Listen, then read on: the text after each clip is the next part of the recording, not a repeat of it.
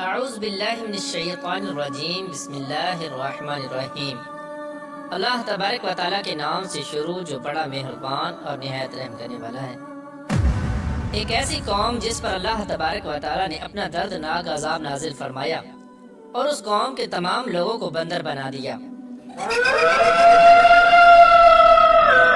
اس قوم کے لوگ کون سا ایسا گناہ کرتے تھے جس کی وجہ سے اللہ تبارک و تعالیٰ نے ان پر دردناک عذاب نازل فرمایا، اور یہ لوگ بندر بننے کے بعد کتنی دیر زندہ رہے اور پھر ان کو کس قدر دردناک موت آئی۔ جب یہ لوگ بندر بن گئے تو یہ لوگ اپنے عزیز و اقارب کو دیکھ کر ان سے کیا کہتے تھے، اور کہ آج کے دور میں پائے جانے والے بندر اسی قوم کی نسل میں سے ہیں۔ ان تمام تر سوالات کے جوابات قرآن و حدیث کی روشنی میں آج کی اس ویڈیو میں ہم آپ کو بتائیں گے، لہذا آپ سے گزارش ہے کہ ہماری اس ویڈیو کو اینڈ تک ضرور دیکھیے گا۔ انسانوں کے بندر بننے کی ابتدا حضرت داؤد علیہ السلام کے دور سے ہوئی۔ اس واقعے کا پس منظر کچھ یوں ہے۔ حضرت داؤد علیہ السلام اور ان کی قوم سمندر کے کنارے ایلا نامی گاؤں میں رہتے تھے، اور ان کی تعداد 70,000 کے قریب تھی۔ یہ قوم بڑی ہی خوشحال تھی اور اللہ تبارک و تعالیٰ کی فرما بردار قوم تھی۔ اس قوم کو اللہ تبارک و تعالیٰ نے بے شمار نعمتوں سے نوازا تھا۔ ہر طرف سرسبز و شاداب باغات اور ہر طرف ہریالی ہی ہریالی تھی، اور اللہ تبارک و تعالیٰ کی بے پناہ کرم نوازی تھی۔ یہ لوگ اپنی اس زندگی میں بہت ہی خوش تھے۔ حضرت داؤد علیہ السلام کی قوم چونکہ سمندر کے کنارے رہتی تھی تو اللہ تبارک و تعالیٰ کا ان پر یہ خاص کرم تھا کہ سمندر کے اس کنارے پر بے پناہ مچھلیاں آتی تھیں، جن کا یہ لوگ کاروبار کرتے تھے اور بہت ہی خوشحالی والی زندگی گزارتے تھے۔ جب یہ قوم اللہ تبارک و تعالیٰ کی نعمتوں کی وجہ سے خوشحال ہو گئی تو اللہ تبارک و تعالیٰ کی نافرمانی پر اتر آئی اور طرح طرح کے گناہوں کے اندر مبتلا ہو گئی۔ اور پھر ایک دن اللہ تبارک و تعالیٰ نے اس قوم کا امتحان لینے کا ارادہ کیا اور حضرت داؤد علیہ السلام کو وحی بھیجی کہ اپنی قوم سے کہہ دیں کہ وہ سنیچر کے دن یعنی ہفتے والے دن مچھلی کا شکار کرنا بند کر دیں۔ اس طرح اللہ تبارک و تعالیٰ نے حضرت داؤد علیہ السلام کی قوم پر ہفتے والے دن مچھلیوں کا شکار حرام فرما دیا، اور پھر یہاں سے اس قوم کی بربادی شروع ہو گئی۔ حضرت داؤد علیہ السلام نے اپنی قوم کو بتایا کہ اللہ تبارک و تعالیٰ نے ہفتے والے دن مچھلیوں کے شکار کو حرام قرار دے دیا ہے، تو وہ لوگ بہت ہی زیادہ پریشان ہو گئے اور ساری قوم سر جوڑ کر بیٹھ گئی، کیونکہ ہفتے کا دن ہی وہ دن تھا جس میں مچھلیاں وافر مقدار میں آتی تھیں اور خود بخود کنارے پر آ جاتی تھیں، اور باقی دن ایسے تھے کہ بہت کم اور نہ ہونے کے برابر مچھلیاں پکڑی جاتی تھیں۔ اس قوم کا گزر بسر چونکہ مچھلیوں کے شکار پر تھا، اس وجہ سے اللہ تبارک و تعالیٰ کا یہ حکم سن کر یہ قوم پریشان ہو گئی۔ یہ نہیں جانتے تھے کہ اللہ تبارک و تعالیٰ کی طرف سے یہ ایک آزمائش ہے۔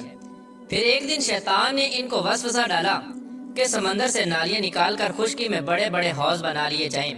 جب ہفتے والے دن مچھلیاں آئیں گی تو وہ نالیوں سے ہو کر ان بڑے بڑے حوضوں میں آ جائیں گی، اور اس طرح پھر ان نالیوں کا منہ بند کر دیا جائے، اور پھر اگلے دن یعنی اتوار والے دن ان کو پکڑ لیا جائے۔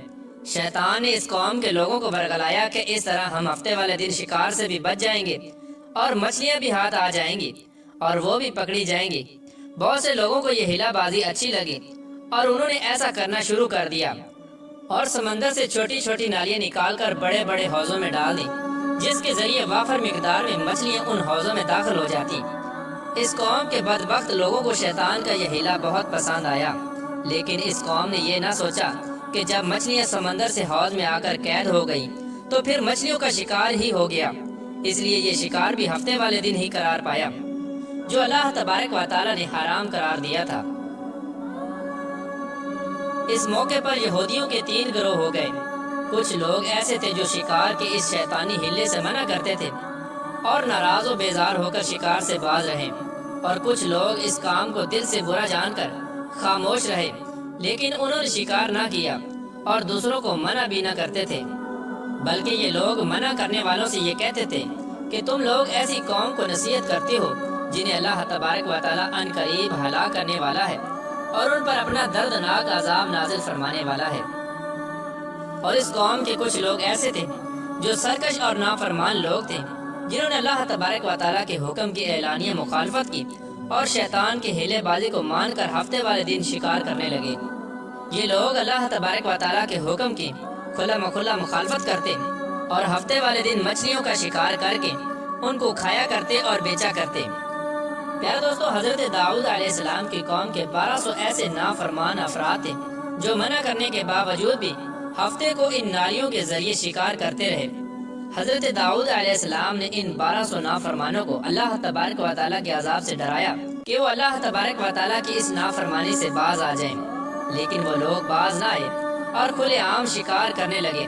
چنانچہ وہ لوگ جو اس بات کو برا جانتے تھے، ان لوگوں نے اپنے اور ان نافرمانوں کے درمیان ایک دیوار کھڑی کر دی، جس کی ایک طرف وہ 1200 نافرمان رہتے تھے اور دوسری طرف وہ لوگ تھے جو شکار سے باز رہے۔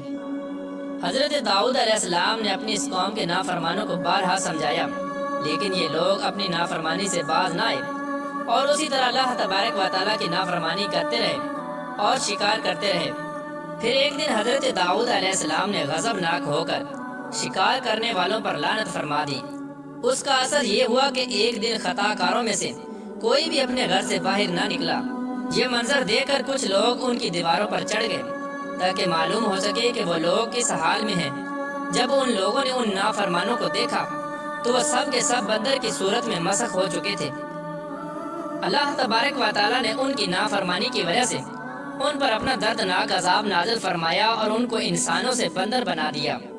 جب لوگ ان مجرموں کا دروازہ کھول کر ان کے گھر میں داخل ہوئے تو وہ بندر اپنے رشتہ داروں کو پہچانتے تھے اور ان کے پاس آ کر ان کے کپڑوں کو سونگتے تھے اور زاروں کی طرح روتے تھے، لیکن وہ کچھ بول نہ سکتے تھے۔ اللہ تبارک و تعالیٰ کے ان نافرمان بندر بن جانے والے لوگوں کی تعداد 12,000 تھی۔ ان 12,000 لوگوں نے اللہ تبارک و تعالیٰ کی نافرمانی کی اور اللہ تبارک و تعالیٰ نے ان کو بندر بنا دیا، جس طرح کہ اللہ تبارک و تعالیٰ سورہ بقرہ میں ارشاد فرماتا ہے، اور بے شک ضرور تمہیں معلوم ہے تم میں کہ وہ جنہوں نے ہفتے میں سرکشی کی تو ہم نے ان سے فرمایا کہ ہو جاؤ بندر دھتکارے ہوئے۔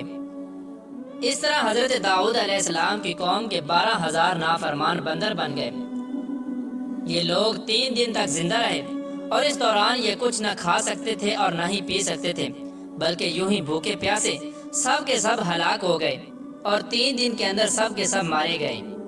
اور وہ لوگ جو ان نافرمانوں کو اللہ تبارک و تعالیٰ کی اس نافرمانی سے منع کرتے تھے، اللہ تبارک و تعالیٰ نے ان کو اس عذاب سے سلامت رکھا، اور وہ لوگ جو اس شکار کو برا جان کر خاموش رہتے تھے، اللہ تبارک و تعالیٰ نے ان کو بھی اس عذاب سے سلامت رکھا۔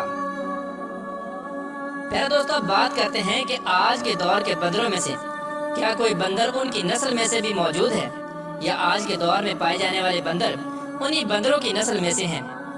اس کے متعلق روایات میں آتا ہے کہ حضرت عبداللہ بن مسعود رضی اللہ تعالیٰ عنہ سے روایت ہے کہ حضور پاک صلی اللہ تعالیٰ علیہ وآلہ وسلم سے کسی نے سوال کیا کہ آج کے بندر کیا حضرت داؤد علیہ السلام کی قوم سے ہیں؟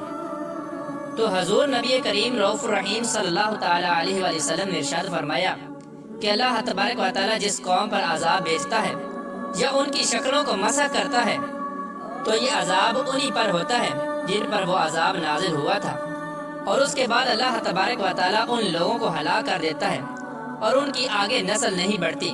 اس لیے یہ بات غلط ہے کہ کچھ لوگ یہ سوچتے ہیں کہ آج کے بندروں میں بھی حضرت داؤد علیہ السلام کی قوم کے بندر بننے والوں کی نسل موجود ہے۔ ایسا کچھ بھی نہیں ہے۔ وہ لوگ صرف اور صرف 3 دن زندہ رہے اور اس کے بعد سب کے سب ہلاک ہو گئے، اور اللہ تبارک و تعالیٰ نے اس قوم کے نافرمانوں کو صفحہ ہستی سے مٹا دیا۔